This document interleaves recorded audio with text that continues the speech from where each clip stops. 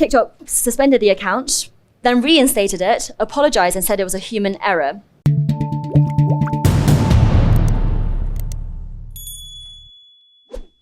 Okay, so what about TikTok? Its parent company is ByteDance, which was founded in 2012 and has had quite a few different digital products, from short video websites to a news website. In 2016, it released Douyin in China, and a year later, it acquired another Shanghai-based video platform called Musical.ly. Now, Musical.ly had a very smart algorithm, the startup, and that's why ByteDance acquired it. So together with the algorithm for Musical.ly, it rolled out TikTok worldwide. So that was in 2017. So the two apps have always been separate products. And here are some of the major differences.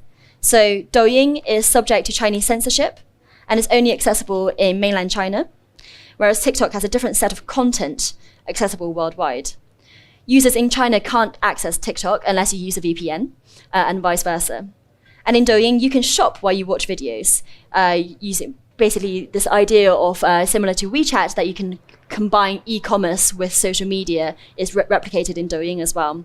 And you can't do that in TikTok, you only watch the videos. TikTok's algorithms also seems to much more promote short, snappy videos, 1 or 2 minute long, and TikTok is much more dominated by Generation Z than Douyin is in China, which is a slightly older generation. So here's a screenshot of what the Douyin interface looks like when it comes to the e-commerce features. So you can watch a live stream from an influencer, and then immediately you can follow through a link to something that they're selling or wearing or whatever it is, and this takes you to Taobao, which is a kind of Amazon online platform for selling things. So basically it's much more commercializable for influencers and people who use it in that way. So they are essentially two different apps, although they have very similar ideas. And since then, both apps have taken their respective markets by storm. In 2020, TikTok passed 2 billion mobile downloads worldwide. It's probably the most insurgent app, and is the most important app for a certain demographic as well here in the West, under 24s. But as you know, it's a controversial one as well. It's banned in India. Trump tried to ban it in America through an executive order in 2020, and it's now banned on government devices across the Five Eyes nations. And TikTok's CEO has appeared before Congress to be grilled on concerns surrounding the app. So what are these concerns? Well, there are a number of them, the crux of which comes down to this question of whether or not TikTok is fully independent of the Chinese government. First, and in my mind, the most easily refuted, is a worry that it's some kind of psyops from the CCP. It taps into a wider fear of civilizational decline compared to the go-getting Chinese that I think you see quite a lot in right-wing media. Or, as a former Google employee said, this is a quote, "They make their domestic version a spinach version of TikTok while they ship the opium version to the rest of the world." Now, I'm going to leave aside how offensive that opium comparison is, considering China's history for now. But I think from the talk so far, I hope I've explained why there is two versions, and the idea that actually there were two versions completely designed in order to brainwash the Western kids is simplistic and false, really. But I can see the reason for this fear. I don't know if any of you do use TikTok, but it is incredibly addictive. Each video is a short dopamine hit, and before you have a chance to switch off, the app pops up another video. Or you can cut short your one and just go to the next one, and you're never really paying attention to anything for more than a few minutes. So the definition of a time sink, which is why, full disclosure, I don't use it, because I just don't need another reason to be on my phone. And I know myself, I know if I download it, that's it. I'm not getting into bed before midnight. But I'm not sure, it's just not fundamentally true that Douyin is any better for young people's minds and attention spans than TikTok is. There hasn't been reliable and extensive analysis of the content found on Douyin to conclude that it really is a spinach version. Although, anecdotally, social media analysts obviously see this kind of video, they suggest that educational content is given a bit more weighting on Douyin than on TikTok. And it is true that on the Chinese version, there's a time limit for users under 14. So is it some crafty Beijing scheme? Well, I think the evidence for that isn't there at all. It assumes that ByteDance is working hand in glove with the government. There's some kind of grand scheme to roll out the two versions. And as I say, that there is a reason why the two versions exist, and that's because of censorship in China, not because of some kind of strategic promotion of rubbish content outside of China. What we do also know is that what happens inside China is that the CCP is sexually prudish. We know that from the graphic scenes that the Film Bureau censors from Hollywood films. And it also believes in the government giving moral leadership to young people. So I grew up in China, I was born there and I went to school there. Those videos of children being very, very appreciative of their teachers or having speed drawing, that kind of stuff, really resonates with my childhood, because the whole government and I would say society as a whole really believe in kind of cultivating the minds of young people in a certain way, which is not a kind of liberal way that I think in some other places are. As a whole, Chinese society is more conservative than the American. It thinks that children are more impressionable and it wants to do more about it. So bearing that in mind, remember that the People's Daily tanked Kuaishou's shares by just saying that the company was a bad influence to teenagers.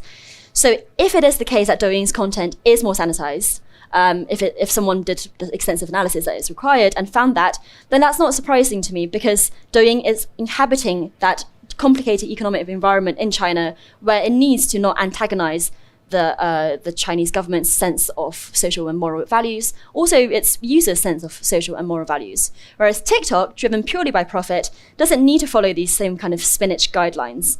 It's just a more laissez-faire reflection of what society is interested in, I guess, in this case, what users are interested in. And I also wouldn't be surprised if Tucker picked the kind of videos that would strengthen his point. So, is that a problem? I mean, I'm just not sure that I would want the government to be dictating the content of the social media apps that I use. As I say, it strikes me of the country that I grew up in, and it's a kind of molding of young minds that I just don't think politicians should have that power. Parents perhaps, but not through government regulation, which is how it's achieved in China. So I think when people like Tucker Carlson are complaining about this difference, we should follow through the logical conclusion of what they're saying, which is that they want their kids to be a bit more, kind of educated and trained up as the Chinese ones are. So I think that's one concern which I think is easily refutable. But there are more tricky questions surrounding TikTok. Even if the CCP is not running the app, if TikTok isn't as independent from ByteDance, its mother company, as it claims, and if ByteDance wants to keep the Chinese government sweet at a politically difficult time, could TikTok be compromised by Beijing? And I think that's a much more difficult question. Now, TikTok is at pains to stress that ByteDance is incorporated in the Cayman Islands, that TikTok's data is held separately from Douyin's, and that staff in China have no access to the data or any control over TikTok's algorithms. But for the company, I think it's hard to prove a negative. It's hard to prove that the party has no influence over their operations, or certainly it's harder to do that than for some of their critics to list concerning incidents. And there have been a few of those. So in 2019, TikTok suspended the account of 17-year-old Feroza Aziz, who has used a makeup tutorial to criticize China's mass incarceration of Uyghur Muslims. Some of you might have seen that. It went totally viral. TikTok suspended the account, then reinstated it, apologized and said it was a human error. And that's basically all that the company said about it. In the same year, a set of the platform's moderating guidelines leaked, which show that the algorithm and moderators limited politically controversial content. Some users complained that when they searched for Hong Kong on TikTok, there weren't many videos of the student protests that had been happening that year, which one would have thought would have been the most important event associated with those keywords at the time, given the student protests. So had these politically controversial videos been censored? Well, TikTok says that in its early years, it limited things, politically controversy across the board, just as a way to kind of stabilize the platform, increase users, and it wasn't country specific. And it also said that by about 2019, when this report came out, those guidelines had already been retired. And finally, there's a concern over data collection and sharing. So as with many social media apps, TikTok collects an extraordinary amount of data on its users, and often stuff that we as users don't realize are being kept tabs on. It knows your location. It knows how long you're viewing a video. It also requests information about other apps you're running on your phone. There's a debate among cybersecurity experts over just how extraordinary some of these asks are compared to other social media platforms. Kind of really spanning a whole array of conclusions. One from the University of Toronto last year concluded that it wasn't anything more than others, whereas others say that more of TikTok's data, for example, goes to unknown third parties as being sold on, which is more concerning than other platforms do. So I'm not a cybersecurity expert, but this is the difference, this is the debate going on at the moment. So clearly this is more of a problem if this data is being accessed by the Chinese government. And there have been incidents where the separation between church and state, that separation between TikTok and ByteDance, has been less than ideal, and certainly not aligned with a narrative of full separation that TikTok insists it has. For example, it's been reported that leaked recordings of internal TikTok meetings quote TikTok staff as saying, "Everything is seen in China," that user data is quite easily accessed by ByteDance staff in China. And then, after these and other critical reports, the journalists concerned discovered that staff at ByteDance had tried to spy on them via TikTok.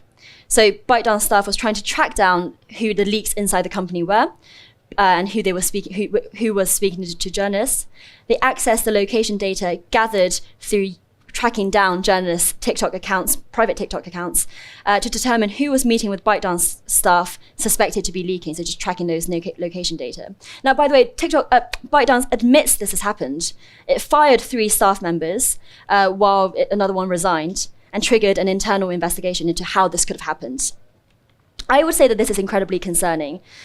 ByteDance says it's the actions of a few rogue agents, but do we really know that these people weren't simply scapegoats, that they weren't simply carrying out practices signed off at a much higher level? I just don't think we will know either way.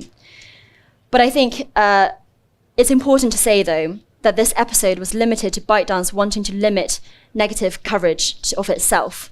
There is no evidence that the CCP cared about who these journalists were. But it does suggest that TikTok data isn't as separate and inaccessible to actors in China as it says it is. So what if the CCP requests data? Can ByteDance really say no? I don't know the answer to that one. As I say, it is a constant cat and mouse game, and I think it would depend a lot on different companies. But I'm setting out the facts in front of you now, and I think it's for you to decide whether or not, what the risk calculus is with using TikTok. For me, I think I still need more evidence that the party is systematically controlling the company, as critics suggest, because companies, it goes back to my point about China not being a monolith. I believe that these private companies have more say-so, have more independent operations than is often appreciated abroad. But there is obviously the wider political context of a tightening leash from the state. Still, that doesn't mean we sit on our hands. To continue watching this video, click the link in the top left or in the description below. Or visit iai.tv for more debates and talks from the world's leading thinkers on today's biggest ideas.